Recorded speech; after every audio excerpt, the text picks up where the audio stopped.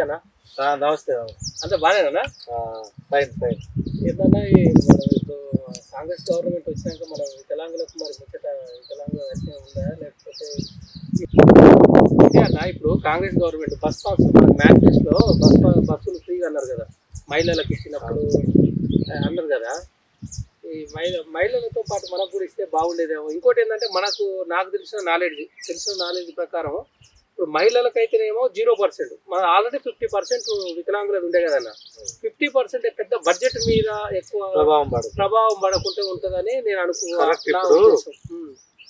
నేను కూడా చాలా సార్లు ట్విట్టర్లలో తర్వాత మెయిల్స్ ద్వారా ముఖ్యమంత్రి గారికి గవర్నమెంట్ ఆఫీషియల్ పంపించడం జరిగింది. మహిళలకు అసలు ఫుల్ ఛార్జింగ్ 0 చేశారు. మనకు ఆల్రెడీ 50% ఉంది. తర్వాత సిటీలో అయితే ఫ్రీనే ఉంది కదా. కానీ సిటీలో ప్రాబ్లం ఏంటంటే మెట్రోలో మనకు పర్మిట్ లేదు. ఇప్పుడు మహిళలకు మెట్రోలో అన్నిట్లో ఇచ్చారు. మనకు ఒక మెట్రోలు ఇస్తే సిటీలో వాళ్ళకు పెద్ద భారం ఉండదు. అదే జిల్లాలో ఎట్లా 50% ఇస్తున్నారు. అదేదో ఇప్పుడు మనకు కూడా చేస్తే ప్రభుత్వానికి భారం ఉండదు. నేను నా ట్విట్టర్లో కూడా నేను చూపిస్తాను మీకు. ప్రతిసారి ఏదైనా ప్రభుత్వం ప్రకటించగానే వాళ్ళు మేనిఫెస్టోలో వికలాంగులకు ఏం పెట్టారు చూసి ఎమ్మటే నేను వాళ్ళకి గుర్తు చేస్తున్నా కూడా. అంటే మనకు ప్రకటించడం వల్ల ప్రభుత్వానికి పెద్ద నష్టం ఏం జరగదు. కానీ అది ఖచ్చితంగా వాళ్ళ దృష్టికి ఎందుకు పోవటం లేదో అర్థమైతే లేదు. కాంగ్రెస్లో ఉన్న మన వికలాంగుల లీడర్లు కూడా వాళ్ళ దృష్టికి తీసుకోవాల్సిన అవసరం కూడా ఉంది. ఇప్పుడు అదే కాకుండా మన ఏదో షాప్ నర్సులు దాంట్లో వికలాంగులకు అసలు మాట లేదన్నా. వికలాంగులకు మాట ముచ్చట ఏది లేదు. అలా మనకు ఉంటుంది అసలు అపాయింట్మెంట్ ఇవ్వలేదు, మన రిజర్వేషన్ ఇవ్వలేదు అన్నారు. అయితే ఉద్యోగుల విషయంకి వచ్చేవరకల్లా ఒక పెద్ద ప్రాబ్లమే. ఎందుకంటే పాపం రేటింగ్ కొన్ని నిరుద్యోగ సంఘాలు బాగా రెగ్యులర్గా ఇప్పుడు వచ్చిన గవర్నమెంట్ అంతకుముందు ఉన్న గవర్నమెంట్ అధికారులని ప్రజాప్రతినిధులని కలుస్తూనే ఉన్నారు. అసలు వికలాంగులకు సంబంధించిన పోస్టులు మొత్తం రాష్ట్రంలో ఉన్న మొత్తం పోస్టులలో 4% వికలాంగులకు ఇచ్చి రోస్టర్ వెరిఫికేషన్లు చేయించి ఏ రోస్టర్ అయితే ఆ కేటగిరీ నింపడం లేదు ఎమ్మటే ఇమ్మీడియట్ వేరే కేటగిరీకి బదిలీ చేస్తే చాలామంది వికలాంగులకు ఉద్యోగాలు వస్తాయి. ఇక్కడ ఏమవుతుంది, స్పెషల్ రిక్రూట్మెంట్ జీవో తీస్తున్నారు.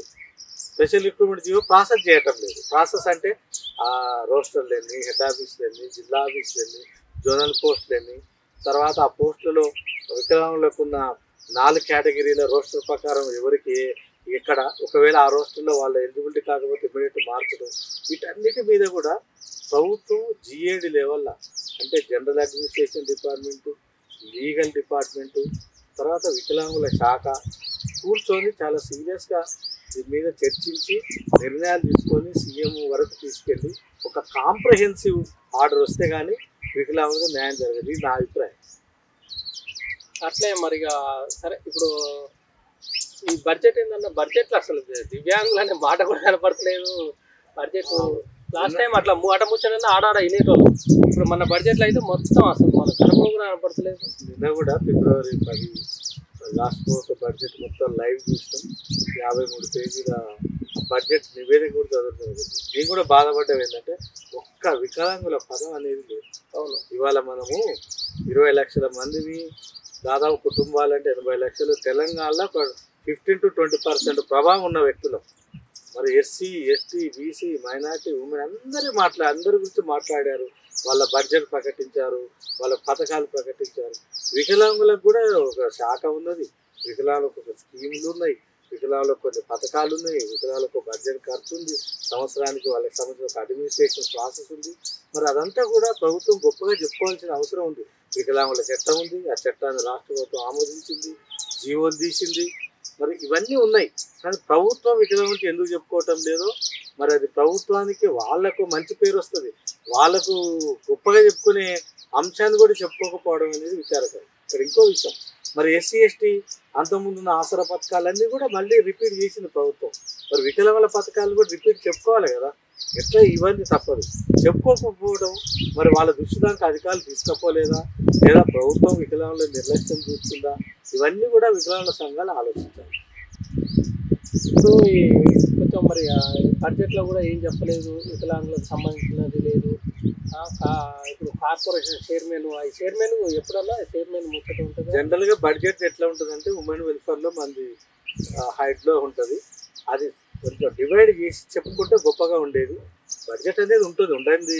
డిపార్ట్మెంట్ జీతాలు, స్కీమ్లు, హాస్టళ్ళు, తర్వాత ప్రభుత్వ పథకాలు ఎట్లా నడుస్తాయి ఉంటుంది. కానీ ప్రభుత్వం కొంత చొరవ తీసుకొని చెప్పుకోకపోవడం అనేది బాధాకరం.